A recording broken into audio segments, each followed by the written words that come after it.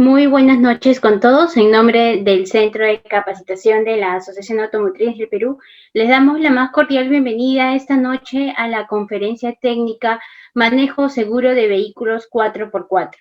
Esta conferencia se está desarrollando gracias al apoyo de Tracción 4x4 Perú y en donde vamos a abordar algunos temas como manejo seguro y defensivo, la tecnología en los vehículos modernos y los distintos sistemas de tracción, el uso correcto del vehículo, la importancia de leer y aprender los reglamentos de circulación y el control de vehículo y el manejo eficiente.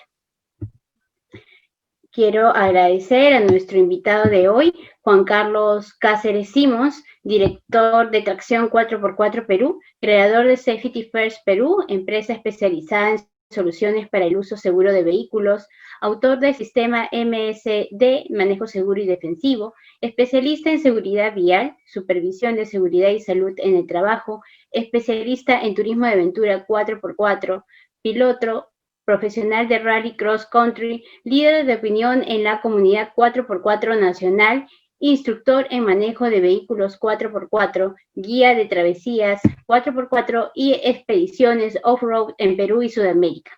Muchas gracias, Juan Carlos, y a todo el equipo de Tracción 4x4 que también nos está acompañando esta noche por su presencia y por apoyarnos en realizar esta conferencia que en verdad ha tenido bastante acogida. Tenemos un buen número de participantes que nos están acompañando, así que esperemos que puedan aprovechar al máximo todo lo que nos va a compartir Juan Carlos esta noche. Te dejo para que puedas iniciar con tu ponencia. Bueno, buenas noches a todos los presentes. Mi nombre es Juan Carlos Cáceres, de Tracción 4x4 Perú. Un agradecimiento a la Asociación Automotriz del Perú por esta charla que vamos a brindar, una alianza estratégica que estamos haciendo para motivar el manejo seguro de vehículos 4x4. Bien, un poco antes de iniciar la parte técnica, comentarles cómo inició todo esto hace 20 años, haciendo travesías, expediciones de vehículos 4x4 a través de costa, sierra, selva, por todo el Perú. Luego iniciamos algunos viajes por Sudamérica y de ahí empezó el boom de los 4x4. Entonces cada vez más gente se vino uniendo a lo que es estos viajes de aventura y alrededor del 2008 iniciamos un centro de capacitación, sobre todo enfocado a lo que es el manejo seguro de vehículos 4x4 para las empresas mineras, ¿no? Y bueno, desde ahí atendemos todo lo relacionado a lo que es el manejo de vehículos y brindamos tanto capacitaciones en manejo seguro, manejo 4x4, manejo en carreteras. Entonces, el objetivo de la actividad de hoy es dejarles un poco de lo que es el manejo seguro 4x4, que a mi entender hay mucha carencia en muchos sectores. Y empezamos justamente hablando de lo que es qué significa esta acción de manejar un vehículo. Entonces, cuando nos ponemos al volante, siempre queda ese término que dice, voy a conducir, voy a manejar, ¿no? Y yo lo que he hecho es crear dos conceptos prácticamente. Como pongo acá, conducir es llevar un vehículo de un lugar a otro, pero llevar un vehículo simplemente es moverlo, simplemente lo enciendo, lo llevo y llego al destino. Lamentablemente muchos conductores en el país hacen eso, pero hay una gran diferencia con manejar. Manejar se logra cuando se obtiene conocimiento, y ese conocimiento tiene que provenir de fuentes confiables, acreditadas, con sustento técnico. Además, será fundamental tener la habilidad, porque si una persona no tiene la habilidad para manejar un vehículo, pues no va a poder controlar ¿no? Con todas las ganas que quiera, pues la habilidad es fundamental. Ahora, esa habilidad innata ayuda a que muchas personas aprendan rápido, pero ahí viene la destreza, y la destreza solo se logra mediante un entrenamiento. En resumen, como pongo, no conduzca solo su vehículo, sino manéjelo y hágalo de forma responsable. Ahora, para manejar de forma responsable hay que saber lo que se está haciendo y tener un conocimiento amplio de que también hay una norma legal detrás del manejo de un vehículo. Eso está fallando muchísimo en nuestro país, lamentablemente. Entonces, ahí viene lo que es el manejo seguro y manejo defensivo, que todo el mundo habla de estos términos, ¿no? Pero en nuestro caso, nos hemos permitido crear algunos conceptos, ¿no? El manejo seguro, yo digo que es un manejo responsable y la responsabilidad se aprende. O sea, ¿qué quiere decir esto? Que yo tengo que aprender en base a una experiencia, pero a un buen aprendizaje. Miren, que muchos años manejando y enseñando, a veces hay personas que me dicen, yo manejo hace 40 años, hace 50 años, y después de haber participado en un curso, me dicen, todo lo que había hecho antes estaba mal, ¿no? Entonces, no recibieron un conocimiento apropiado. Porque ¿quién fue el que enseñó? El papá, el primo, el amigo, el vecino, el compañero de trabajo. Pero ¿bajo qué fundamento técnico? Ahí es donde viene esa responsabilidad del manejo seguro, en invertir tiempo en aprender. Y el otro concepto que también es muy difundido es ese manejo defensivo. Pero el manejo defensivo, ¿qué cosa es? Acciones acertadas ante lo que podría ocurrir, nada más. Entonces, ¿qué cosa es el manejo defensivo? Es protegerte de los demás irresponsables que no saben las normas, que no manejan con criterio, que no manejan adecuadamente ese vehículo. Entonces, el manejo defensivo solo va a entrar cuando haya mucho irresponsable en las carreteras, ¿no? Entonces, el manejo responsable es el manejo seguro. El manejo defensivo es el cómo defenderte del resto. Y así entramos a lo que es el manejo del 4x4. Y acá yo quiero precisar algo, que es la tecnología en los vehículos cambia muy rápidamente. ¿Qué quiere decir esto? Que hasta hace unos 15 años, ¿no? Todos los vehículos funcionaban a través de sistemas mecánicos. Ahora la electrónica ha llegado. Para todo tienes un botoncito, un control, una asistencia que te va a ayudar. Pero miren, acá hay un punto. Cuando a veces dictamos justamente los cursos, y hago mención a eso, me dicen, este botoncito, por ejemplo, me ha dicho el distribuidor de la marca que no lo toque. ¿Y por qué no lo puedes tocar? Porque dice que se malogra el vehículo, que mejor no lo toquemos. Entonces, ahí es donde viene la capacitación, pues, porque el fabricante lo ha puesto por algo. Si no, no lo hubiera puesto. Si se va a malograr el vehículo, entonces no lo ponen. La cuestión está en saber cuándo utilizarlo, cómo utilizarlo y para qué utilizarlo. Porque si no sabes nada de eso, claro, es mejor que no lo toques, porque o va a suceder dos cosas. Una, vas a tener un accidente, porque de repente esa asistencia te juega en contra, o vas a dañar el vehículo y lo vas a malograr. Y los costos de reparación son bastante altos. Entonces, entramos a lo que es este circuito de la cadena cinemática en el manejo de un vehículo, que todo empieza en el motor. En el motor se produce una fuerza, una energía. Esta energía, ¿qué es lo que hace? Se traslada a través de un embrague a una caja de velocidades. ¿Qué es lo que hago yo en una caja de velocidades? Simplemente voy a escoger una fuerza de motor. Primera, segunda si quiero bastante torque, cuarta, quinta, sexta si quiero velocidad. Pero mi fuerza de motor es la misma. Solamente que a través de una serie de engranajes lo que está haciendo es cambiar la forma de cómo va a llegar hasta el suelo. En un vehículo 4x4, además, yo tengo acoplada una caja de transferencia. Y esta caja de transferencia lo único que hace es repartir la fuerza que llega del motor hacia el eje trasero y hacia el eje delantero. Nada más es lo que hace, repartir la fuerza de motor. Una vez que se ha trasladado a través del eje de transmisión, va a llegar a un diferencial. Uno se aloja en el eje trasero y otro se aloja en el eje delantero.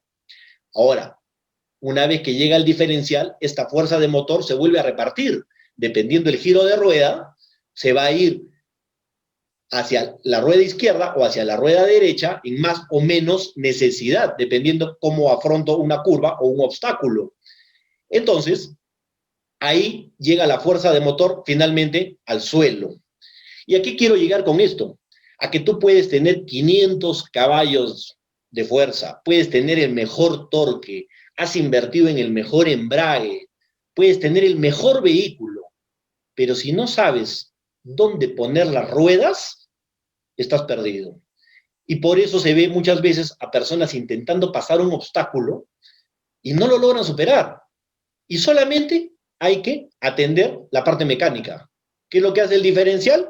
Cuando una llanta está en el aire, pues pierdes la fuerza de motor. Entonces, ¿qué tienes que hacer? Evitar poner la llanta en el aire. Solamente tienes que poner tus llantas tocando el suelo correctamente. Entonces, es importante saber de mecánica básica y cómo funciona todo este sistema para luego poder manejar de la forma correcta. Y para eso es necesario primero agrupar los vehículos según su sistema de tracción. Existen vehículos con sistema de doble tracción, tracción trasera y tracción delantera. Entonces, los vehículos de doble tracción también se dividen en dos categorías. Los que son de sistema de tracción conectable son la gran mayoría, por ejemplo, de las camionetas pickups del mercado, que solo circulan con tracción en el eje trasero. Pero a voluntad del conductor yo elijo poner la doble tracción. O sea, yo digo, ahora quiero tener la doble tracción puesta. Y pongo la palanca o pongo el switch selector. Y el otro tipo de vehículos de doble tracción son los de sistema tracción integral o permanente. En estos yo no puedo modificar nada. Simplemente entrega el sistema tracción a las 4 ruedas. Y la mayoría de estos viene con un diferencial central que lo que hace es compartir el esfuerzo de giro que existe entre el eje delantero y trasero para poder utilizar un tracción permanente, por ejemplo, en un terreno adherente o de asfalto. Entonces, hay algunas diferencias básicas también, y por eso quiero entrar en algunos conceptos importantes al inicio, ¿no? Para hablar siempre el mismo idioma, en lo que es una 4x4 y una SUV, que es un deportivo utilitario. Entonces, un 4x4, ¿no? Se caracteriza básicamente por su estructura, sistema de tracción y capacidades fuera de carretera. Todo lo demás que podamos encontrar es un vehículo doble tracción, pero de tipo SUV. Entonces, por ejemplo, en un 4x4 tenemos la estructura, el tipo de carrocería, ¿no? Un chasis de largueros. Por ejemplo, esta camioneta tiene el chasis y además tiene toda la parte del compacto. ¿En qué se diferencia de una SUV para que se conozca? Porque a veces uno va a comprar un vehículo y le dicen, este es un 4x4. Y en realidad no es un 4x4, es una SUV. La SUV sostiene todo el mecanismo, por ejemplo, de la suspensión en la misma carrocería monocasco, autoportante, ¿no? En el chasis la estructura es mucho más fuerte y toda la suspensión va anclada a los largueros. Por lo tanto, puede recibir más maltrato. Ni uno es mejor, ni el otro es peor, ¿no? Pero hay que saber también para qué lo vas a utilizar. También tenemos el punto de lo que es el sistema de tracción. Como hemos dicho, la fuerza de motor llega a una caja de velocidades y esta llega a una caja de transferencia. Todos los vehículos doble tracción tienen una caja de transferencia o algún sistema electrónico que entregue la fuerza de motor hacia el eje delantero y trasero. Pero ¿cuál es la diferencia de un SUV o un 4x4? En que el 4x4 dentro de su caja de transferencia tiene una función reductora que multiplica la fuerza de motor para poder atender pendientes pronunciadas, como subidas, bajadas, entrar a zonas de arena complicadas, andar por el barro, andar por la nieve. Entonces, eso no lo podría hacer en una SUV que no tengo 4L. Podría intentarlo, sí, pero lo más probable es que lo dañe o que le castigue el embrague por querer sobrepasar algún obstáculo, por ejemplo, el paso de un badén o de una zanja. Entonces, no todas las cajas de transferencia tienen la función reductora. solamente los vehículos 4x4. Además tenemos otro punto, las capacidades fuera de carretera, recorrido de suspensión y altura con respecto al suelo. Son los más importantes. Claro, hay muchas cosas más, pero yo he tratado de poner lo más esencial, ¿no? En el caso, por ejemplo, de estas fotografías, ¿no? Una camioneta 4x4 te permite poder sobrepasar estos obstáculos por el recorrido de suspensión que tiene, ¿no? En este caso, este vehículo, si se dan cuenta, levanta la rueda. ¿Por qué? Porque le falta ese desplazamiento. ¿Y qué es lo que pasa cuando este vehículo levanta la rueda? Pues puede quedar inmovilizado. ¿Por qué? Porque su diferencial justamente lo que está haciendo es robarle la fuerza de motor a la rueda que está en el aire, a la que está en el suelo, para entregársela a la que está en el aire.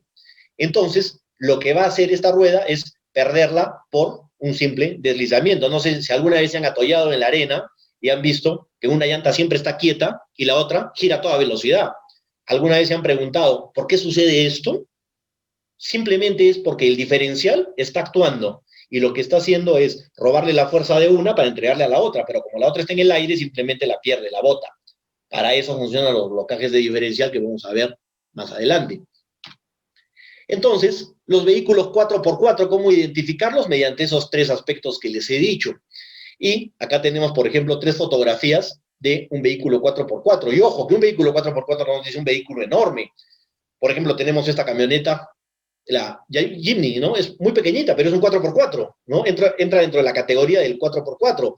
El Wrangler, la Ford Ranger, la Mitsubishi L200, tenemos la Amarok, ¿no? Tenemos la Hilux, son vehículos 4x4.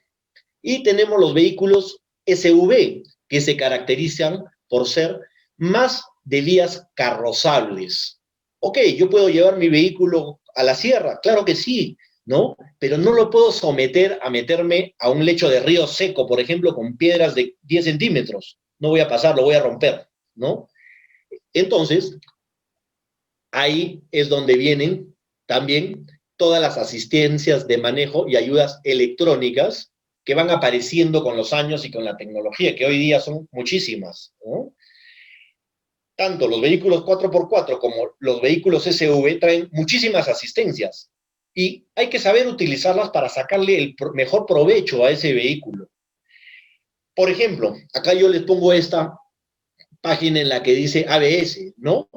El ABS básicamente lo que hace es evitar que una rueda patine cuando yo aprieto más de lo que debo el pedal de freno.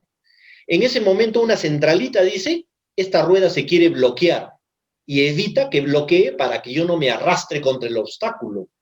Entonces, cuando yo tengo una condición de emergencia, estoy manejando por un terreno de lluvia, en agua, en un terreno jabonoso o en una carretera a más velocidad de la que debería estar y piso el freno violentamente, se va a activar el ABS.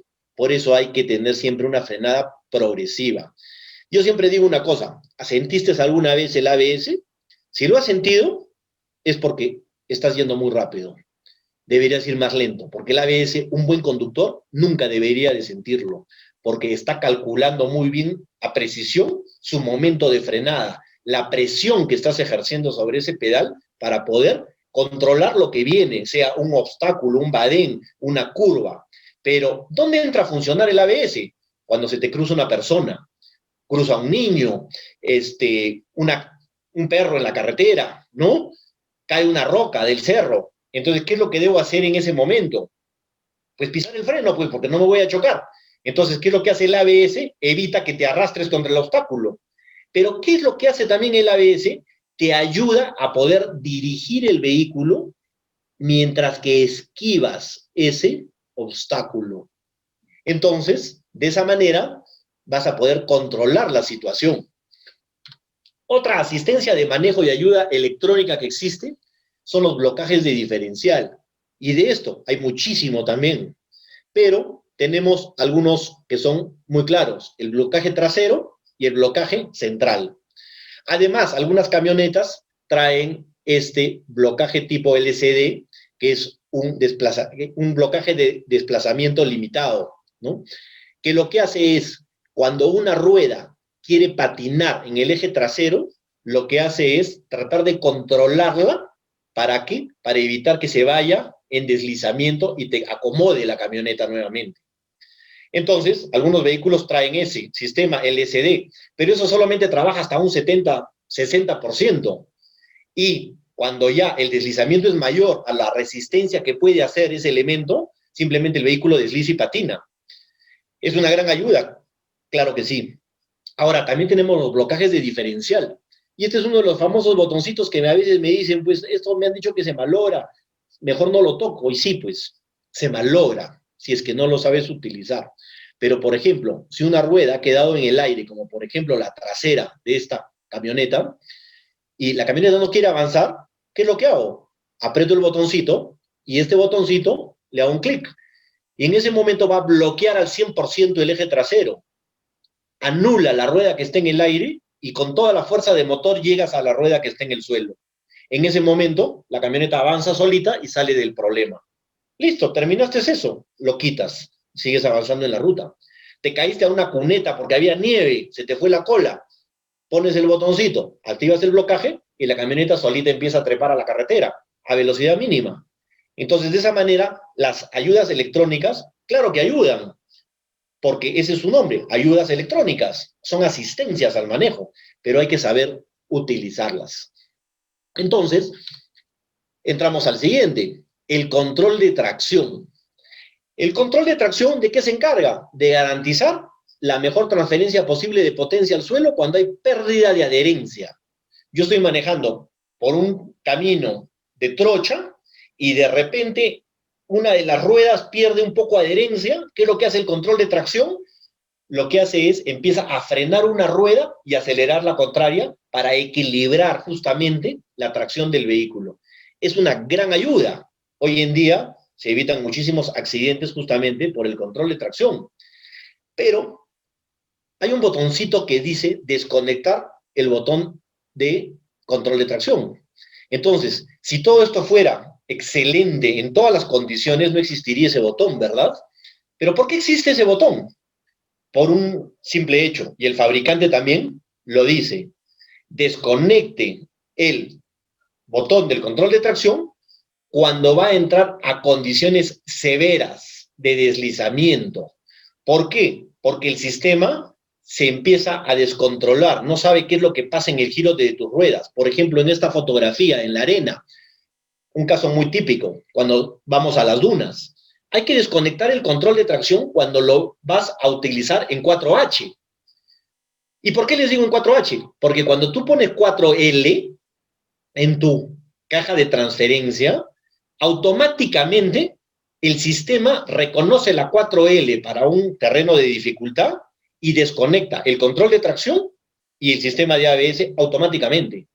Pero si tú entras a ese terreno en 4H y quieres subir la pendiente, nunca vas a llegar arriba, porque conforme vas acelerando, la arena es inestable y por cada desnivel que vas avanzando, las llantas se acomodan y el control de tracción detecta esas fallas y dice, este conductor está en problema. Claro, no tiene una cámara para saber que estás en la arena y que tú quieres subir ese cerro, pero te empieza a quitar potencia de motor por seguridad.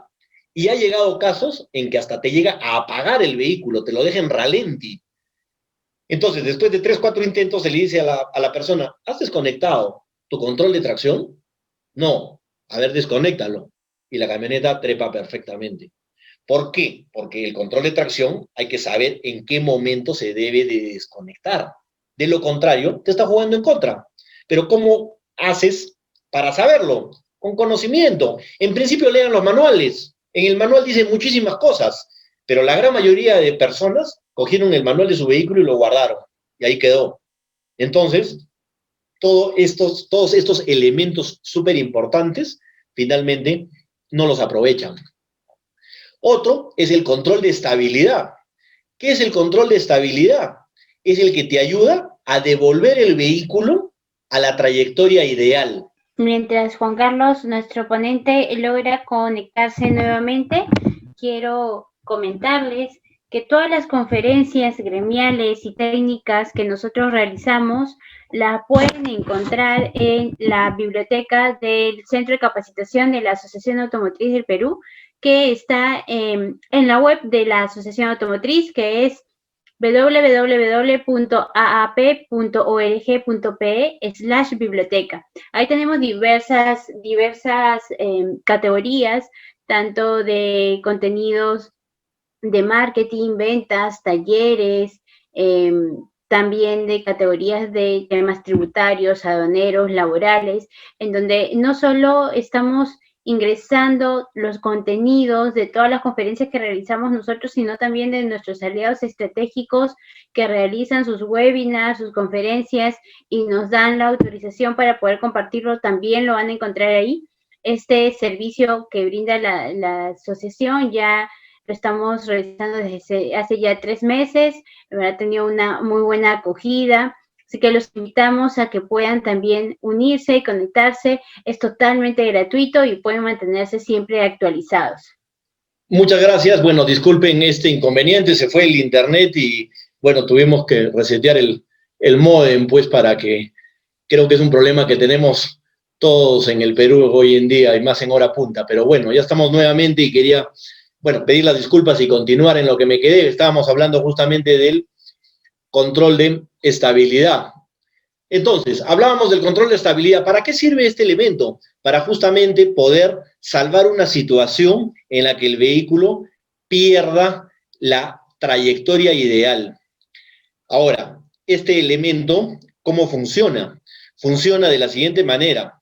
Cuando yo tengo una situación de emergencia, yo lo que debo de hacer es indicar con el volante a dónde quiero ir, para que una centralita me corrija la trayectoria.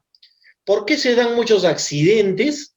Por culpa, además, de ese control de estabilidad, que dicen, oye, el control de estabilidad no me corrigió, porque el conductor lo que hace es girar para un lado, girar para el otro.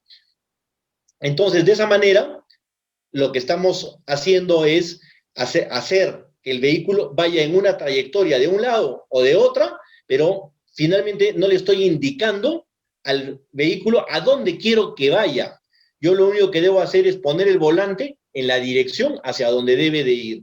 Otra de las asistencias de manejo y ayudas electrónicas que vamos a encontrar es la asistencia de partida en pendiente.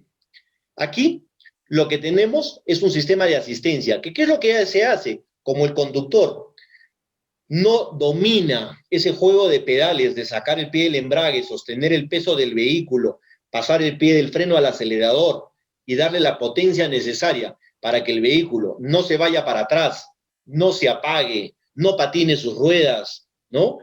Entonces, y no malogre el embrague. Entonces, este sistema lo que hace es controla el vehículo en la pendiente 2 segundos, mientras que el conductor saca el pie del embrague y lo pasa al pedal del acelerador. De esa manera le ayuda a poder partir. Claro, no todos los vehículos lo traen, pero es una gran ayuda para poder andar en pendientes pronunciadas. Otro elemento que también existe es la asistencia para descensos pronunciados. Acá tenemos otro sistema de asistencia electrónico que ayuda a que la camioneta baje a velocidad controlada por la pendiente. Es muy útil cuando voy a bajar por pendientes resbalosas. Por ejemplo, estoy bajando de la cordillera y hay nieve en la pista o hay hielo. Entonces, ¿qué es lo que hago? Activo mi control de descenso y la camioneta sola va a ir haciendo el descenso y va controlando la fuerza de motor que va entregando para poder estabilizar la adherencia que va generando en sus llantas, no dejando que el vehículo se vaya a acelerar, porque si el vehículo se acelerara, tendría que tocar el freno, y si toca el freno, el vehículo por impulso se va a ir. Entonces, estas ayudas electrónicas ayudan muchísimo justamente para poder salir de situaciones de riesgo o peligro.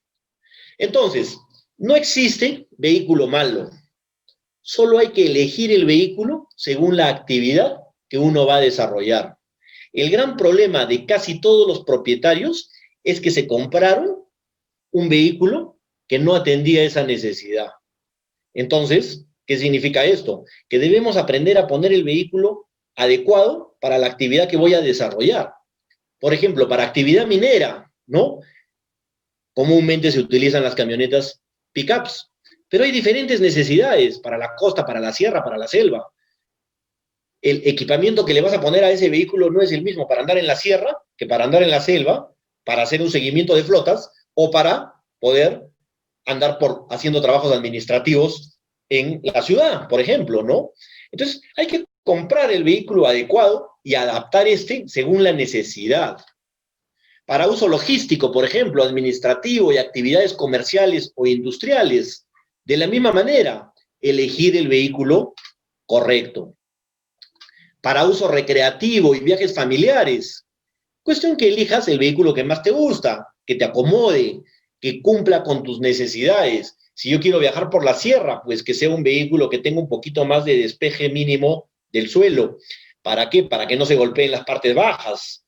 Pero si me gusta combinar estos viajes con otras actividades un poco más severas, pues me compro una 4x4, ¿no? Ya no una SUV.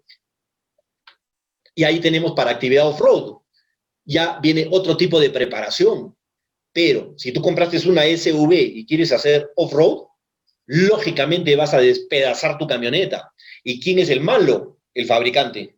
¿Por qué? Porque tu camioneta no le sirvió. Pero ahí es donde hay una gran falla muchas veces en las empresas que venden vehículos, que el personal de ventas debería de preguntar, ¿qué es lo que realmente usted quiere hacer con su vehículo? Para poder guiarlo, ayudarlo, para que de esa manera su viaje sea seguro, porque no hay nada más feo que estar en una travesía de 4x4 y que tu camioneta regrese pues remolcada porque se rompió en pedacitos. No era el vehículo para esa actividad. Entonces, tienes que poner el vehículo según la actividad que tú quieres desarrollar, sea para actividad recreativa o sea para trabajo. Muchas veces veo también vehículos equipados para mina, mal equipados, ¿no? Por ejemplo, hay un estándar que utilizan la mayoría de las empresas, ¿no? Y dicen que tenga la llanta, que tenga esto, que tenga el otro. Acá, por ejemplo, tenemos una camioneta muy bonita, muy equipada, ¿no? Pero esta camioneta está limitada. ¿A qué está limitada? Esta camioneta no puede ir a la sierra, tampoco puede andar por caminos de barro. Por más equipamiento que tenga, mira, tiene su roll bar, doble llanta de repuesto, tiene su parachoque de fierro, y esta llanta no le va a servir. Al momento de que entre a un terreno resbaloso, con barro, con nieve, como encuentras en la sierra, o si quiere ir a la selva, pues simplemente se van a romper las llantas, o el vehículo va a perder el control y se va a ir a la cuneta, va a terminar en un siniestro. Entonces, a este vehículo, por ejemplo, le faltaría, dependiendo la actividad que va a desarrollar, porque de repente es un vehículo que solo hace seguimiento de flotas también, ¿no? Y estaría bien puesto, pero le faltaría su llanta tipo MT. Este otro elemento, para una actividad severa de minería, no sirve. ¿Por qué? Porque es un estorbo. Se para atracando constantemente. Hay otro elemento que se ha puesto muy de moda, poner estos plastiquitos en las ruedas. Bueno, les cuento una experiencia con una camioneta que empezó a bajar la cordillera, tenía que bajar de 4.500 metros hasta los 1.500 metros, aproximadamente eran algo de 200 curvas, y tenía que bajar, ¿no?, toda la pendiente. El conductor no hacía un uso correcto de la caja de velocidades, freno, freno, freno, y se terminó calentando ese plástico, metiéndose todo ese plástico dentro del sistema de frenos, y terminó chocando cuando llegó a una de las últimas curvas, porque no es que no le frenó porque no tenía capacidad de frenado, sino porque el plástico se había derretido y se había metido dentro del caliper y los discos de freno. Entonces, a veces hay que evaluar esos elementos que uno pone al vehículo. A veces no juegan todos a favor. La seguridad en un viaje familiar o de trabajo. Acá, de la misma manera, ¿no? Bolsas de aire, cinturones de seguridad. Una bolsa de aire no es efectiva y sirve correctamente, en realidad no sirve si es que tu cinturón de seguridad no estaba puesto. Todas las personas deben estar con el cinturón de seguridad. Estamos acostumbrados a que las personas de atrás no se lo pongan, ¿no? Entonces, ahí hay un punto importante. La seguridad es importantísima. Cinturón de seguridad siempre, porque todo este sistema de seguridad que tiene el vehículo actúa con información que avisa, por ejemplo, el pretensor del cinturón de seguridad. Entonces, si no lo tienes puesto, nunca abre la bolsa de aire y así.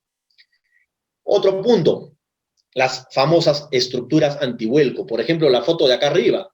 La mayoría de las estructuras anulan el corrector de altura. Bueno, y si yo soy una persona muy alta o muy baja y necesito conducir ese vehículo, ¿cómo hago para subir la perillita y que el cinturón me pase exactamente por donde debería? No, pues a alguien se le ocurrió que para que la jaula no suene, pues simplemente le pongo un fierrito y un tornillo. Pues acaba de anular un sistema de seguridad que el fabricante gastó millones de dólares en hacerlo ideal, que es el cinturón de seguridad, para que venga alguien, le ponga un fierro dentro del vehículo y lo sujete de cualquier sitio, anulando un sistema de seguridad. Eso. Otro, los tapasoles. No se usan tapasoles. ¿Por qué? Porque como le pusieron la jaula, pues ahora el tapasol ya no funciona. Entonces, algo está pasando. Y empresas, muchas veces las mineras, no actúan sobre eso. Y son elementos importantes. Por ejemplo, el tapasol. Si tú bajas de la mina o estás viajando por la carretera, sea en la Panamericana, yéndote hacia el oeste en la tarde, pues tienes todo el sol en contra. ¿Y qué vas a estar con la mano encima?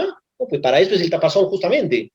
Entonces, no puedes eliminar accesorios de seguridad en un vehículo para poder poner otros que realmente no sabemos a ciencia cierta si funcionan o no. La verdad, yo creo que el 90% de las jaulas mineras están mal hechas y las sacaría.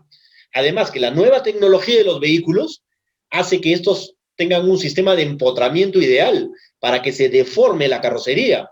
Y si yo estoy poniendo una estructura de fierro adentro, pues lo que estoy haciendo es limitando justamente lo que el fabricante ha pensado. Entonces, ¿para qué me compro una camioneta con tantas bolsas de aire y tanta seguridad si es que finalmente yo le voy a anular esos elementos? Entonces, tomemos en cuenta ese detalle, ¿no? Otro elemento importante a la hora de manejar es el centro de gravedad y el peso del vehículo. Sea que usted viaje con su familia por la carretera, viaje con amigos o vaya en una actividad de trabajo, el vehículo pesa. ¿Cuánto pesa aproximadamente una camioneta, por decir una pick-up? 1.900 kilos, 2.000 kilos. Son 2.000 kilos que están en movimiento y que ese movimiento yo lo tengo que gobernar en base a experiencia y a conocimiento de lo que voy a hacer. Pero todo el mundo quiere ir rápido, rápido, rápido a todo lado. Entonces tú entras a una curva, como entrabas con el vehículo descargado, y resulta que te jaló la cola. ¿Por qué? Porque llevabas, por ejemplo, acá, 2 motocicletas encima, o esta carga que está encima de la tolva, que son 500 kilos más. Entonces, el vehículo tiene otro comportamiento. Entonces hay que pensar en el centro de gravedad. Acá tenemos el centro de masa del automóvil, el centro de masa del conjunto total que normalmente está en el punto centro del vehículo. Pero mira el centro de masa de carga. Entonces todo esto va a influir. Mientras yo ponga más peso hacia arriba, más palanca voy a hacer hacia un vuelco, a un posible vuelco. Entonces, cuidemos la carga. Los objetos pesados siempre van abajo y los ligeros van arriba. Entonces, acomodemos bien esa distribución de la carga, porque muchas veces esa falta de conocimiento hace que hagas un volanteo rápido para esquivar algo que sucedió en la carretera y terminas de costado. ¿Por qué? Por solamente no conocer que afectaste el centro de gravedad de tu vehículo.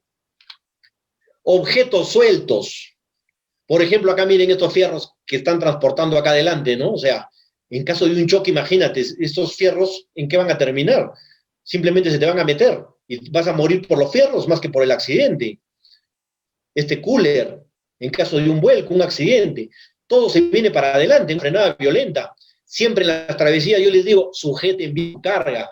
A veces pasan un badén, a veces pasan alguna actuación en el que toca el freno y todo se te viene para adelante.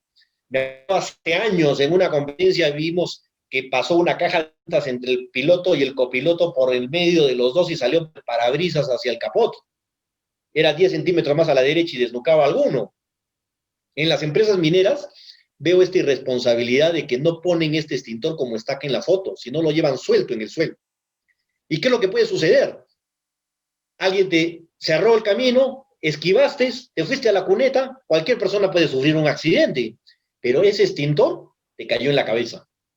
Entonces, cuando viajen con su familia, cuando viajen en jornadas de trabajo, todo elemento que vaya dentro y fuera del vehículo debe estar correctamente sujetado, bien amarrado, bien puesto. De lo contrario, eso te puede generar una fatalidad. El checklist. El checklist es una inspección importante. Pero ¿qué es lo que hace la mayoría? Cogen la hojita que está en las empresas, vehículos de empresas, que dice checklist, y hacen esto. Simplemente acaban de aceptar todo lo que tiene ese vehículo. Nunca lo leyeron. El checklist es una responsabilidad que es por tu bien. Que hagas acá de trabajo o hagas una actividad recreativa. Por ejemplo, si yo me voy a ir a la playa, pues hago un checklist ideal como para irme a la playa, pues revisaré los elementos básicos que necesito para salir a una carretera. Si me voy a ir a la sierra, de repente dentro de mi checklist está hasta llevar una botella de oxígeno, otro tipo de elementos de rescate. Si voy a ir al desierto, pues cargaré pues patas de repente, voy a llevar mi grillete, es una eslinga, ¿no? Por si me quedo atracado. Entonces, ahí es importante verificar el estado de conservación y funcionamiento correcto de cinturones de seguridad. Muchas personas se ponen el cinturón y no saben si funciona o no, o está deshilachado, y eso se va a romper en caso de una frenada violenta. ¿Cómo lo haces? Jalas y debe templar. Si tú jalas fuerte y el cinturón se abre, eso no te va a servir. Tener las herramientas requeridas y los elementos de seguridad necesarios. Eso en base a tu conocimiento. Yo voy a ir a tal sitio, necesito llevar esto, esto, esto y esto. Sujetar o retirar todo tipo de elementos sueltos, que ya lo dijimos. Verificar el panel de instrumentos, correcto funcionamiento de accesorios, sistemas de iluminación, que funcionen tus luces, que tengas agua en la plumilla, en el recipiente de las plumillas, para que no estés con la botellita echando agua por el parabrisas. Entonces, todo eso hace un manejo seguro del vehículo, que es importante, porque muchas veces dicen, se accidentó por falla mecánica. La falla mecánica no existe. ¿Por qué? Porque ese elemento que se pudo haber malogrado o roto, pudo haber sido visto o verificado en un checklist. Verificar los niveles de todos los líquidos, aceite, refrigerante, motor, líquido de frenos. Ahí paró un ratito. ¿Qué pasa si es que el líquido de frenos ha bajado en su cantidad? ¿Qué es lo que hacen muchos? Abren la tapita, van, compran líquido de frenos y aumentan. Bueno, no ha solucionado el problema, ha solucionado el problema del recipiente.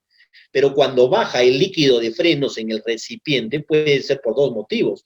Probablemente puede haber una fuga. Bueno, revisas abajo, todo está seco. Entonces tus pastillas de freno se han gastado. Entonces, ¿qué debes hacer? Ir al concesionario o ir a tu mecánico y decirle que te cambie las pastillas de freno. Una vez que cambiaste las pastillas de freno, van a ocupar nuevamente el espacio que corresponde. Por lo tanto, el líquido que estaba a la mitad vuelve a subir a su nivel.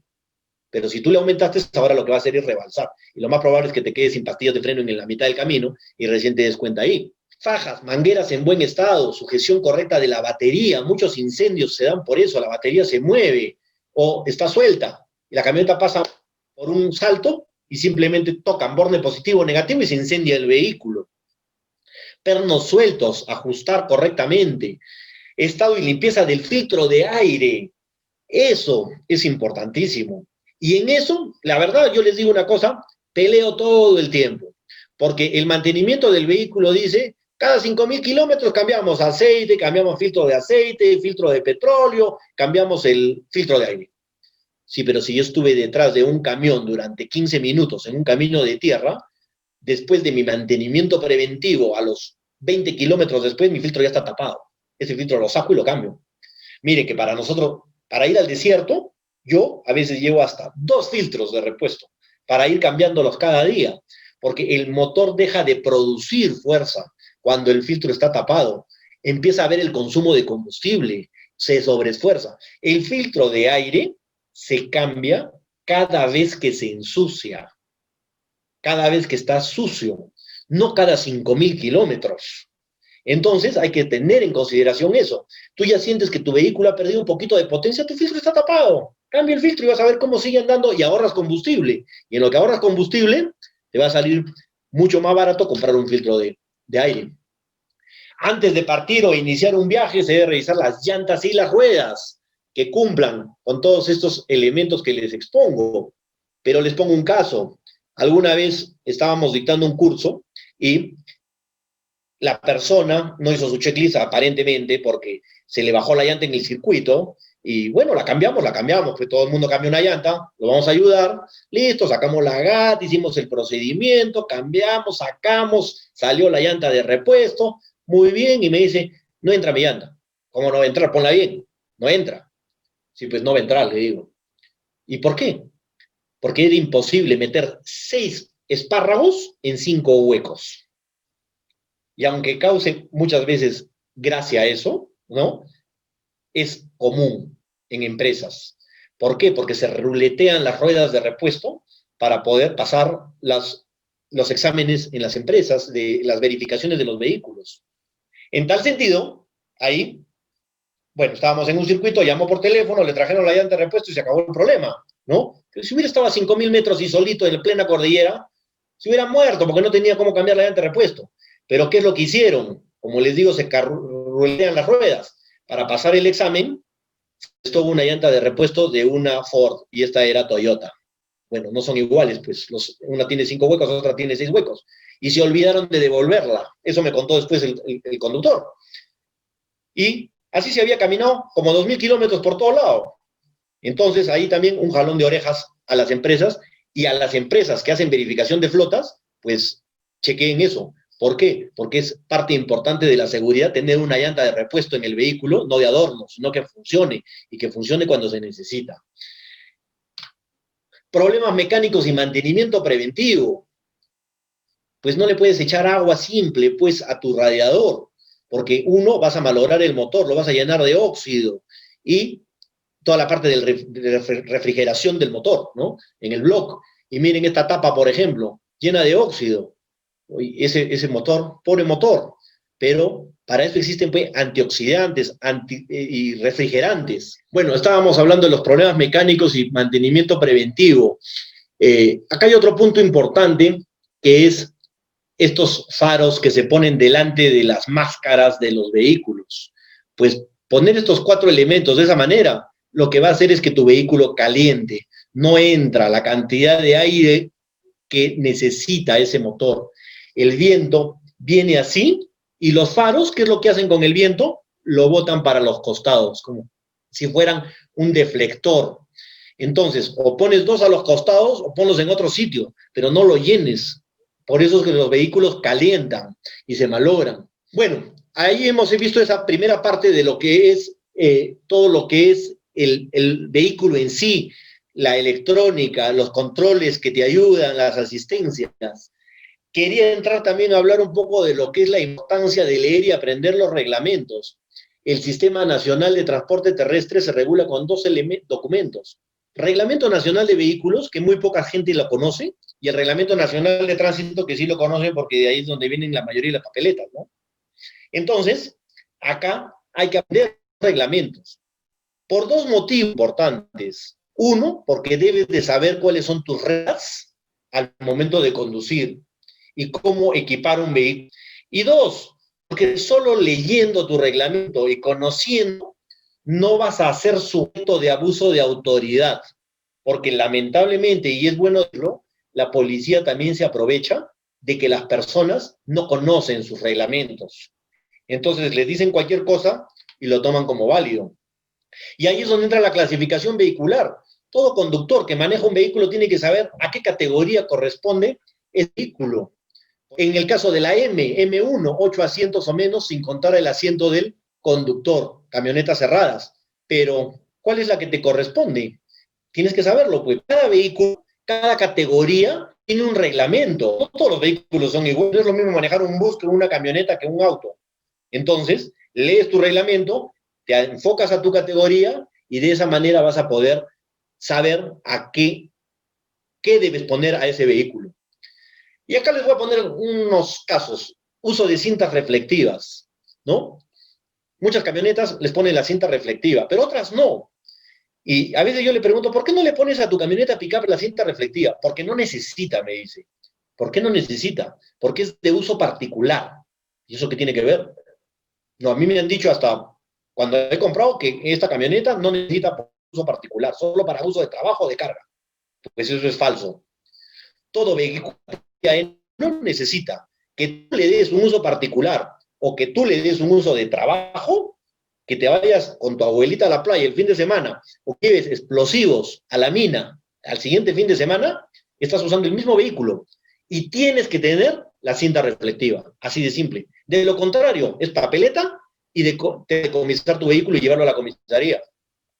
Entonces, ahí ya no hay protesta, estás incumpliendo la norma, así de simple. Estos elementos, estos de acá, que les llaman, pues, estos tubitos, ¿no? Perros, ¿están permitidos o prohibidos? En realidad están permitidos. El reglamento es claro, artículo 27, los pongo ahí, si quieren tómenle una foto para que lo tengan, porque muchas personas caen en esto. El policía los detiene y les dice, ese elemento está por...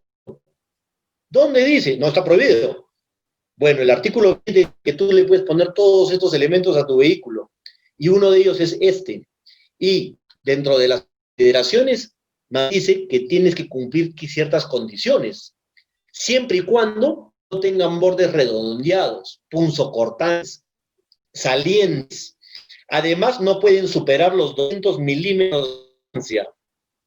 Si tú cumples con todo eso, pues se lo pones y la policía no te puede decir nada, porque el mismo reglamento en el artículo 27 lo está autorizando, siempre y cuando tenga los bordes redondeados, no tenga los 200 milímetros de eso, y en los vehículos de categorías LMN1 no se consideran registrables los mismos. ¿De dónde acaba esa diapositiva? Reglamento. Entonces, el reglamento es el que marca las reglas, y las reglas son para que cumpla el conductor y el policía. Placa única de rodaje. Ha cambiado también, hay que entrar un poquito a revisar sobre la reglamentación, ¿no? En el caso de las pickups, por ejemplo, ya no se necesita pintar las placas a los laterales. Ahora el reglamento, claro, solo tienes que tener 3 placas, adelante, atrás y la placa que es del holograma. Si no es el holograma, simplemente estás yendo en contra de la norma y es, te rompió el parabrisas, pues tienes que cambiar esa etiqueta porque te está faltando una placa. Entonces, no es que necesites pintar las cosas. En los camiones, en los minibuses, sí, pero en el N1 ya no. Hay que tener en consideración esos aspectos. La semaforización. Quiero hablar un poquito del Reglamento Nacional de Tránsito. Acá voy a apagar un poquito mi cámara porque el internet está bajando un poco y creo que es a raíz de eso. Entonces, lo voy a dejar en la diapositiva. ¿Qué significa un rojo intermitente? ¿Saben qué me contestan muchas veces charlas que doy? Que el semáforo está malogrado, que está haciendo un falso circuito. Tantas cosas me dicen, pero el semáforo intermitente en rojo significa paro. ¿Y por qué lo dejan en intermitente rojo? Porque no hay mucho movimiento de vehículos. Por lo tanto, lo dejan en un autocontrol. ¿Qué es lo que tienes que hacer? Parar a 0 y de ahí continuar tu avance. Pero yo bajé la velocidad a 2 kilómetros por hora y seguí. Y el parado me ha puesto papeleta. Bueno, bien puesta pues, porque el rojo intermitente significa pare, no dice sobrepare. Entonces, hay que leer el reglamento porque ahí es donde te lo dice. ¿Cómo proceder ante un semáforo apagado? Bueno, se puede haber ido la luz, se puede quemar el foco, puede haber sucedido otras cosas. Pero ¿qué dice el reglamento al respecto? Un semáforo apagado se convierte en un cruce de intersección no regulado y debes de cruzar según la situación. Entonces, simplemente cruzas de la forma como lo dice el cruce de intersecciones no reguladas. El conductor de un vehículo que llega a la intersección debe ceder el paso a los que estén cruzando. ¿Alguno está cruzando? Ahí tengo una fotografía. Nadie es cruzando. En una intersección de preferencia de paso el que quiere ingresado primero a la intersección. ¿Alguno ya ingresó? No, ninguno. Entonces, ¿cuál te queda? El artículo 100 que dice el que viene por derecha del loto. Es el que tiene la preferencia. Pero es una moto. Sí, pues es una moto. Tiene preferencia de paso.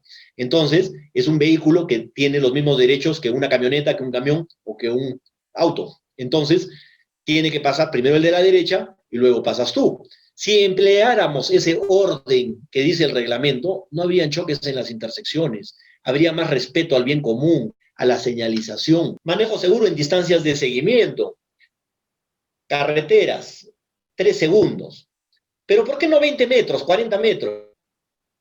Los metros cambian según la velocidad. Los segundos se adaptan. Entonces, si yo llevo 3 segundos a 30 kilómetros por hora, hay una distancia. Voy a 100 kilómetros por hora, pues la distancia se incrementa. Pero si yo llevaba 20 metros a 30, no es lo mismo que 20 metros en una frenada a 100. En zona urbana son 2 segundos el desplazamiento. Si 3 segundos, pues vas a generar todo el tráfico. En tráfico congestionado, se avanza mirando las ruedas del vehículo que está adelante. Si el vehículo empieza a avanzar, tú siempre le debes mirar las ruedas. El vehículo frena, tú paras. Entonces, en carretera son 3 segundos. En avenida, son urbanas, 2 segundos. En tráfico congestionado, avanzas en el tráfico y te vas quedando mirando las ruedas mientras te vas moviendo. Para el vehículo de adelante y te quedas mirando su parachoque. De esa forma, si este vehículo tiene algún problema mecánico o necesitas salir, pues puedes hacer un direccional y tomas el otro carril. Prohibiciones para adelantar. Acá hay otro elemento importante. Las personas no respetan las normas. Este letrerito que dice no adelantar, ¿por qué creen que está puesto? ¿Por simplemente que se mire un letrero más? Pues no, pues. No adelantar significa no adelantar, no puedes adelantar, pero la mayoría de accidentes en el Perú ya no se están dando por velocidad, sino por mal adelantamiento. Entonces, cuando te acercas a una curva cerrada, pues no puedes adelantar. Si no miras la trayectoria total del camino, no adelantas. Pero quería acotar un tema. Estas lucecitas direccionales que te ponen los camiones en las carreteras y te dicen, de esa manera, puedes pasarme. Nunca le entregues tu seguridad a nadie, porque tú no sabes si ese conductor te está dando una señal o de repente se equivocó o tiene un foco quemado direccional de emergencia, luces de emergencia. Por lo tanto, tú lo que debes hacer es esperar a tener un campo visual al 100% y recién adelantar. Eso es la práctica, no está reglamentada, por si acaso. Y no, mucha gente piensa que el pase es a la izquierda, el direccional es a la derecha, y al final, ahí es donde se generan los accidentes. ¿En cuál de las dos situaciones adelantaría usted? ¿En la A o en la B? El accidente en neblina es uno de los peores, casi siempre viene en choque frontal, y la desaceleración violenta de los vehículos es el que trae grandes problemas fatales, ¿no? Entonces, cuando hay neblina, mantén tu distancia de seguimiento y evita el adelantamiento. Vamos a entrar a esta última parte que habla del control del vehículo y el manejo eficiente. Y acá tenemos un punto. Miramos esa camioneta que está entrando a una curva y hay unas piedrecillas. De repente estás yendo a 60 kilómetros por hora y estás dentro de la velocidad que te permite. Y se suscitó un accidente. Porque los accidentes no se dan por velocidad. Si tú sabes manejar, puedes ir de repente más rápido. ¿Saben por qué se dan la mayoría de accidentes? Por no controlar el pie derecho, el exceso de la aceleración. Yo puedo estar entrando a 20 kilómetros por un terreno con superficie de barro y me voy a ir al precipicio, porque de repente me quedé con el pie derecho apoyado en el acelerador. Y el exceso de aceleración es lo que impulsa al vehículo a poder continuar otra trayectoria. Entonces hay que aprender a sentir ese vehículo, a que cuando tú sientes que tus llantas empiezan a patinar ligeramente, sobre todo se sienten caminos de tierra, de barro, pues levantas el pie, pero no lo levantas violento, porque si lo levantas violento generas una transferencia de carga que te cambia la trayectoria. Levántalo suave. ¿Para qué? Para poder ir acomodando el peso, porque eres un peso en movimiento y ese peso tiene que fluir. Por lo tanto, tienes que aprender a sentir tu peso, a sentir el acelerador. Y ahí viene importantísimo, el contacto con el suelo, las llantas. Pues la carga de todo. Para mí es el elemento más importante que tiene un vehículo, porque mantienen la trayectoria correcta, transmiten fuerzas de acción y frenado, soportan peso, la carga, dan confort, absorben y regulan, hacen todo. De la llanta depende todo lo que tú hagas. Entonces, sepa elegir bien la llanta que necesita. Existe una amplia gama de bandas, pues, dependiendo de tu actividad, si necesitas una llanta tipo MT, una llanta tipo AT, una llanta HT, estas son para netamente asfalto. Esta es una llanta mixta, pero ojo, una llanta mixta no significa que es para un trabajo severo. Una llanta AT Yo al menos no la considero por una actividad minera, porque cuando encuentras mucho barro, va a tapar, escupe el barro, no va a evacuar ese barro. Por lo tanto, se vuelve una llanta slick y simplemente no tienes control sobre el vehículo. Controle el desgaste. 3 milímetros es lo que dice el Reglamento Nacional de Tránsito, pero yo sería loco en entrar a un camino de tierra con 3 milímetros. Pues 3 milímetros es lo mínimo para conducir en asfalto, 5 para caminos de tierra y 8 para caminos de barro o nieve. Entonces, dependiendo de mi actividad, yo tengo que hacer una actividad y voy a ir a la sierra en plena época de lluvia, pues no me voy a ir con una llanta de 5 milímetros y menos una AT, porque voy peleándome con el suelo todo el tiempo. Le pondré una MT y como mínimo 8 milímetros para poder evacuar correctamente el barro. Y la presión de las llantas influye prácticamente en la maniobrabilidad y comportamiento del vehículo, sobre todo cuando se conduce fuera del asfalto. Acá les pongo unos gráficos en los que dice 25, 35 PSI, miren la pisada. Pero si yo desinflo más las ruedas, entonces ya genero dos bolsas, una bolsa central y dos lomos. Que claro, en la arena me sirve muchísimo porque me ayuda a guiar el vehículo, pero en la carretera de asfalto no, pues. Sin embargo, si yo le pongo 40 PSI para entrar a la arena, pues hace una especie de cuchilla y me va a hundir el vehículo. Voy a castigar mi embrague tratando de acelerar para entrar. ¿Qué es lo que debo de hacer? Bajo la presión de la llanta para que llegue más o menos a esta situación. Y de esa manera aumento la superficie de contacto con el suelo, mejora la entrega del torque de motor al suelo. ¿Por qué? Porque tengo una mejor superficie de apoyo y el vehículo anda con menor esfuerzo. Y las capacidades esenciales para el control del vehículo. Yo evalúo 5 siempre, y siempre son las que recomiendo. Que sepas operar tu vehículo, que sepas acelerarlo, frenarlo, guiarlo, dirigirlo y retrocederlo. Si cumples con estos 5 elementos, pues se puede decir que eres un conductor que tiene cierta habilidad. Y les voy a decir uno de cada uno de los temas, que son varios dentro de cada uno de esos elementos. Por ejemplo, en su vida, antes de aumentar una marcha de primera a segunda, de segunda a tercera, se debe tener fuerza suficiente. ¿Qué es lo que yo hago en su vida? Pues acelero hasta unas 3000 RPM. ¿Para qué? Para que cuando apriete el embrague por la misma pendiente, pues me quite fuerza de motor y reciba el torque de motor en el punto de eficiencia ideal. Normalmente en un día, por decir ese tipo de vehículo, está entre 1800 y 2600 RPM. Entonces recibo la fuerza de motor y el vehículo va a seguir andando con la potencia ideal. Pero si yo hice un cambio de marcha a 1000 RPM, pues la misma pendiente me quita fuerza de motor y la RPM cae a 1000, 1500. Está a punto de apagarse el vehículo, va a cascabelear, me quedo sin fuerza y pierde la inercia que traía.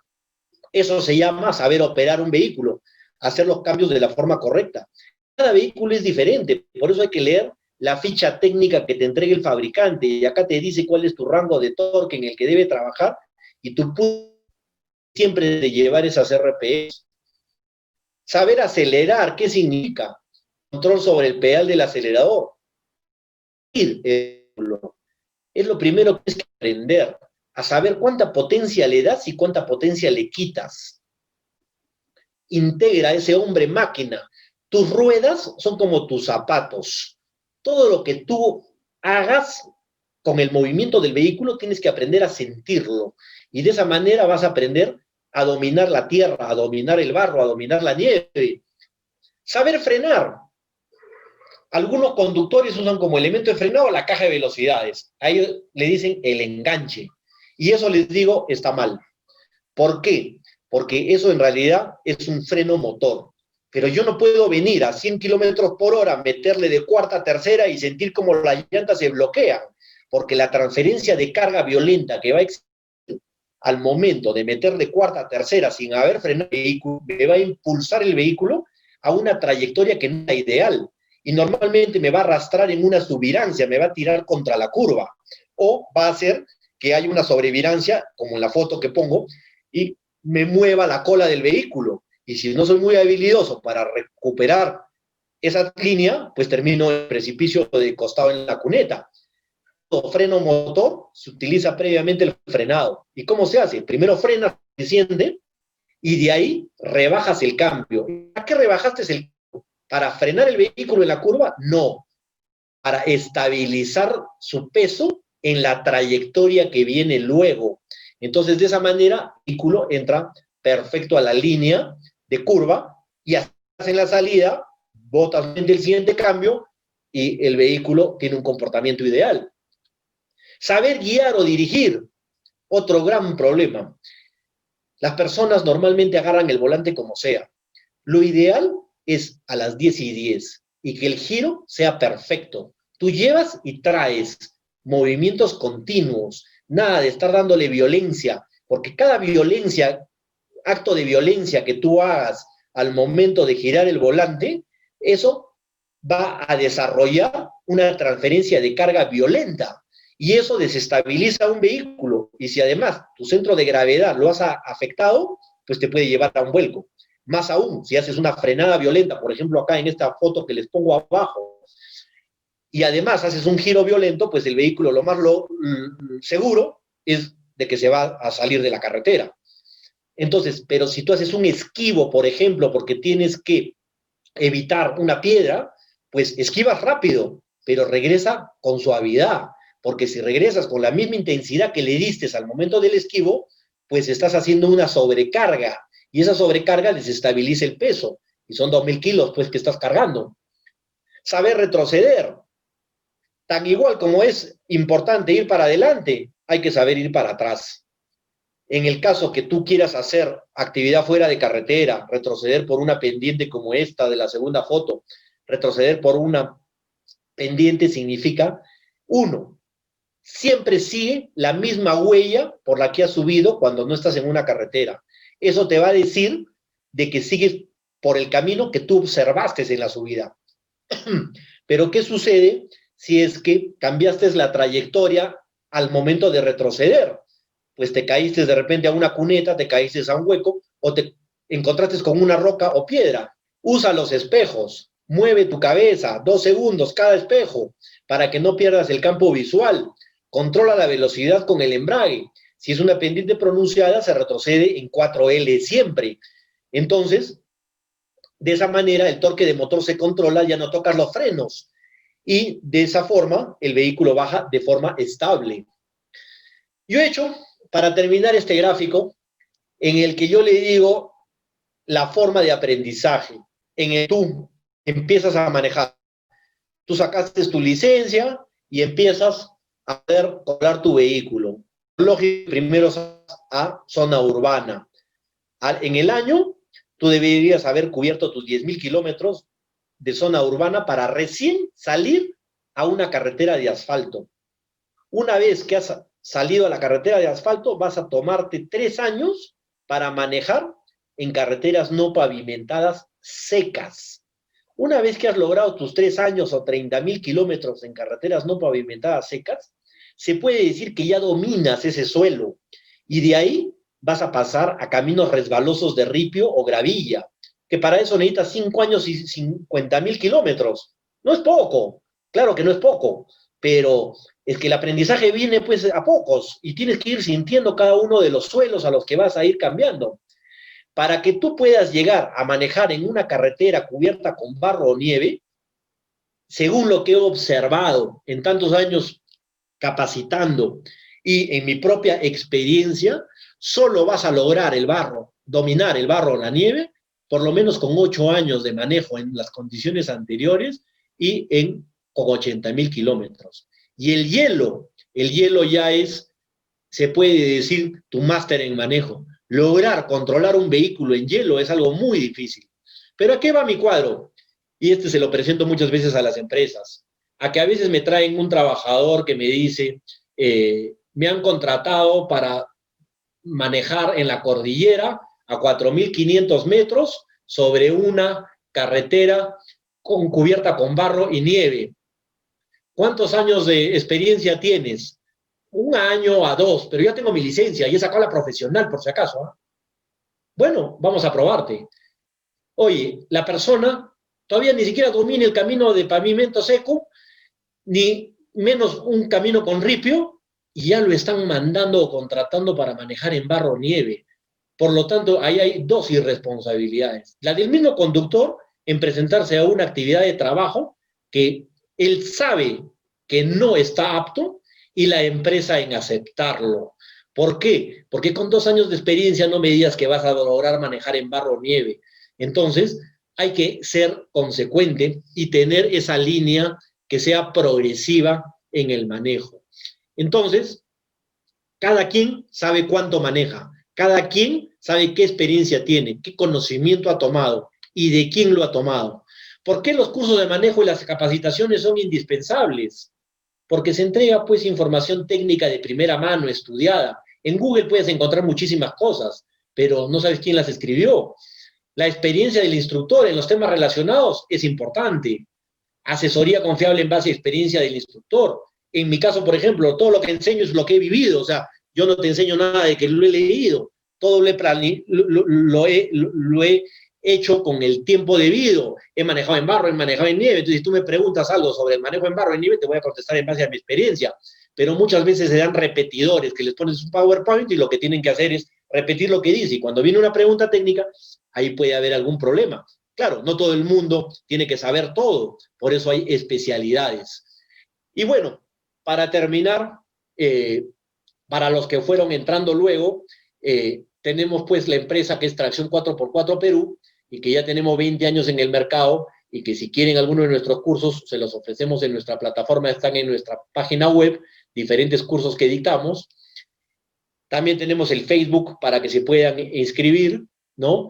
En cuanto a Tracción 4x4, y si te gusta la aventura, puedes participar de nuestras travesías y expediciones, que ahí también es donde se aprende mucho a sentir el vehículo y a empezar a manejarlo. Tengo muchos amigos que manejan excelente hoy en día en las dunas y se pasean en las presas de relaves tranquilos en las minas, porque tienen ya ese sentir del vehículo que les ha dado la arena justamente, y para su actividad de trabajo. Oye, eso es magnífico, ¿no? Porque hasta pueden ayudar a muchísima gente con su experiencia. Y lo que hemos lanzado hace pronto, Tracción 4x4 Sports, que es nuestro canal de TV vía internet, en el que vamos a ir llevando tanto cursos de manejo como las expediciones que realizamos. Entonces, para terminar, ahí prendo mi pantalla nuevamente, jugándome que se me vaya el internet nuevamente, pero bueno, ya son 20 años marcando la huella que tenemos, y quería agradecerles por su tiempo que han tenido, y bueno, las disculpas nuevamente por estas idas de internet, pero espero que les haya servido lo que les he comentado. He tratado de hacer una síntesis de todo lo que es un curso y varios cursos que dicto en una sola presentación, y que sean seguros al manejar, que se capaciten con empresas responsables, con entrenadores que de alguna manera se sepa que de alguna manera ellos han vivido esa experiencia previamente antes de enseñarla. De lo contrario, estarías invirtiendo tu dinero de una mala forma, ¿no? Entonces, voy a acá anular esto, y le dejo a la organización y el agradecimiento igualmente a la Asociación Automotriz por esta oportunidad de llegar a ustedes, que son todos sus asociados. Juan Carlos, te transmito rápidamente la pregunta. Gustavo Salazar nos pregunta: ¿qué velocidad máxima se ahorra gasolina en una 4x4 en carretera? ¿Menor de 100 o mayor de 100 kilómetros por hora? Gracias.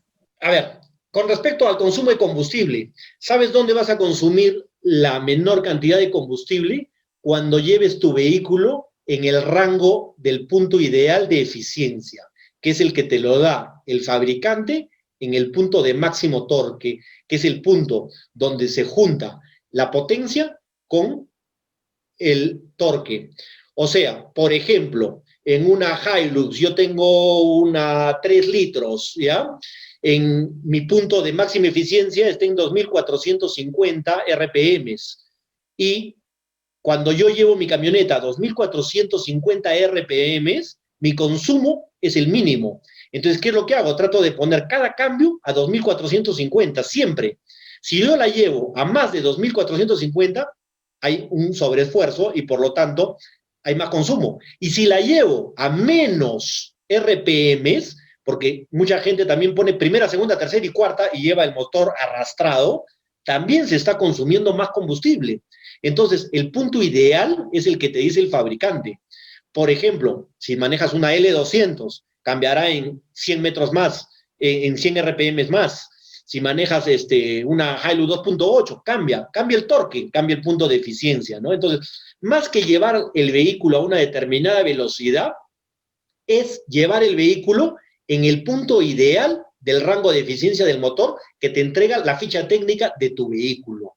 Entonces, de esa manera, pues vas a economizar el combustible, ¿no?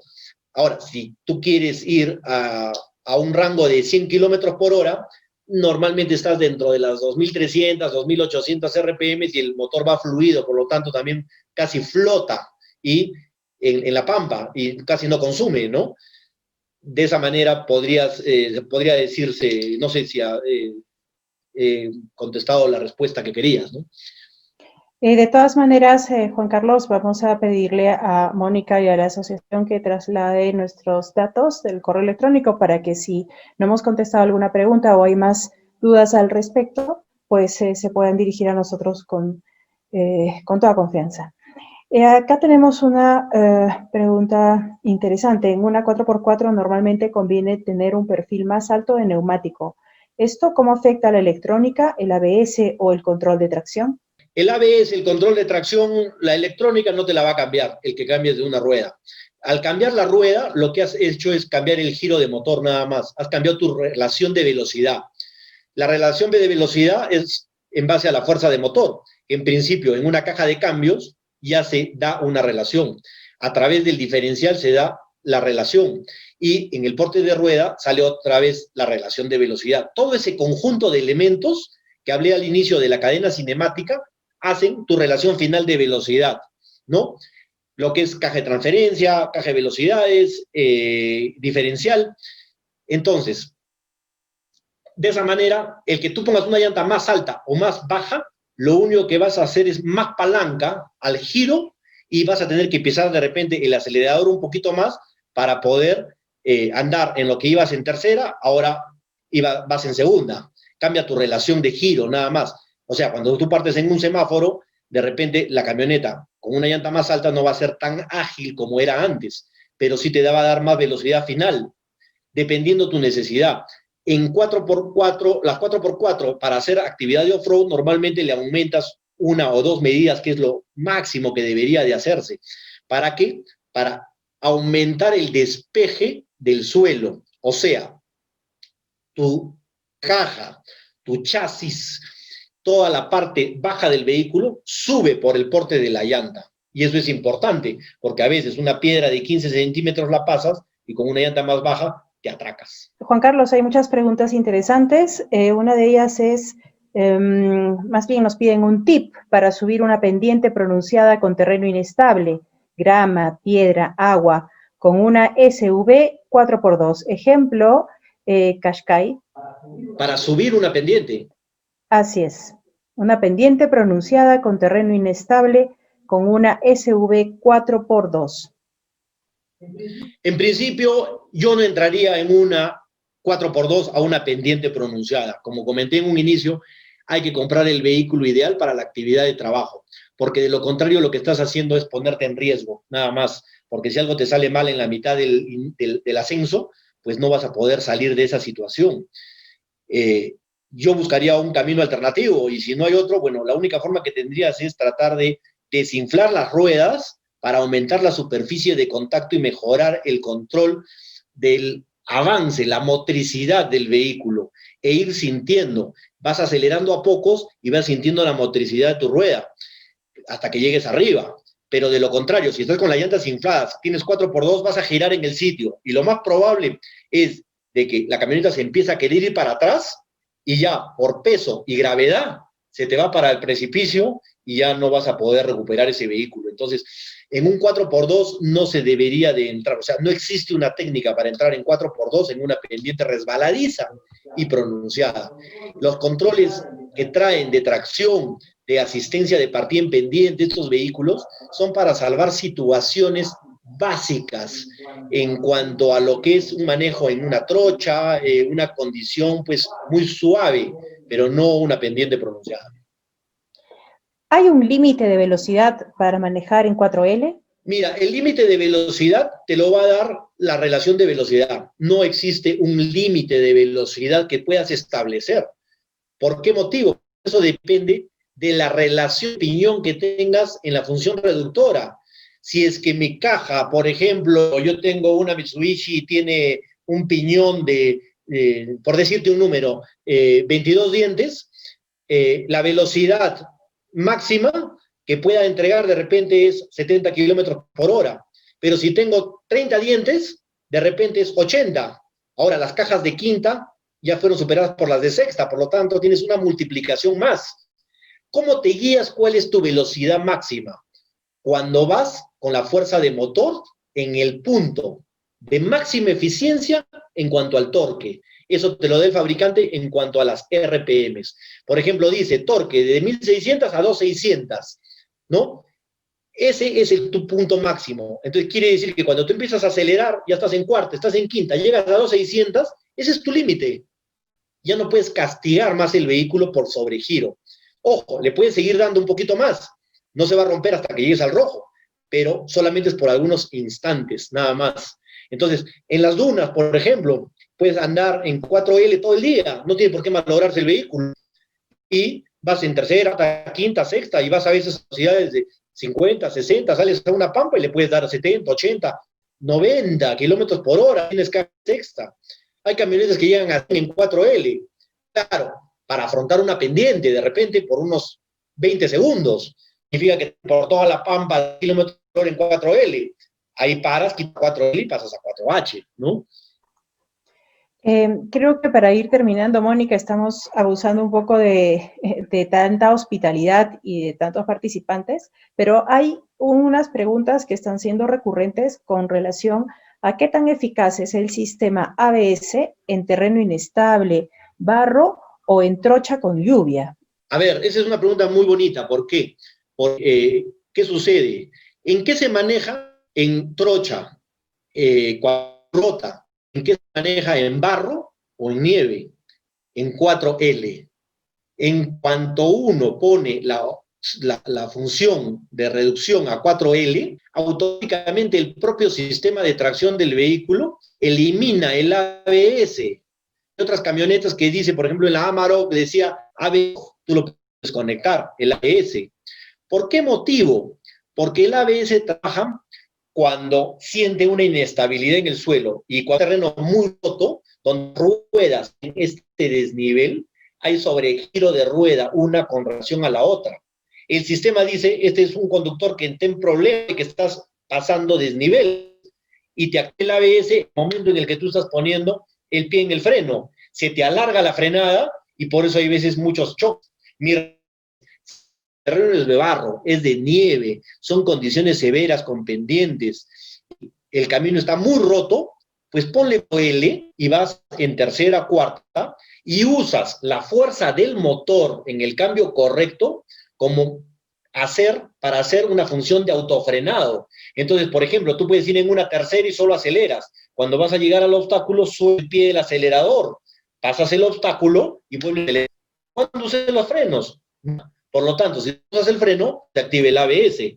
Solamente está en saber poner el cambio adecuado y la función de la caja de transferencia, sea 4H o L, dependiendo de la necesidad, para evitar en esas condiciones tocar el freno. Porque donde lo tocas, puede generar un falso aviso del ABS en el sistema y que hace es alargar tu frenada en vez de ayudarte, ¿no? El ABS no debería de ser usado solo en situaciones de emergencia a velocidad. Si te cruzas una persona en una carretera de asfalto, pisas el freno, te va a ayudar a controlar el vehículo, ¿no? Pero en tierra, normalmente el vehículo se arrastra. ¿Cuál es la solución para eso? Manejo seguro. El ritmo, pues, no puedes andar yendo a esa velocidad en tierra, ¿no? Si te gustan las carreras, prepárate unas carreras y entras a un rally. Pero en cuanto a lo que es un manejo seguro en ciudad, en carreteras abiertas al pico, manejar a las velocidades apropiadas, porque la electrónica nos puede contra muchas veces. Muy bien, Juan Carlos, se nos quedan varias preguntas en el tintero, pero sí es importante que todos los participantes... Por mí no hay problema de contestarlas, ¿sabes? Pero depende de la organización del evento, qué es lo que dicen al respecto, y si alguien se queda con alguna pregunta que esté pendiente, igual me gustaría contestársela a través, dejémosles ahí el correo electrónico o nuestro teléfono para que puedan pues comunicarse en algún momento, porque sí me gustaría que nadie se quede con alguna duda, ¿no? Y siempre es bueno aportar para mejorar la seguridad. Así es.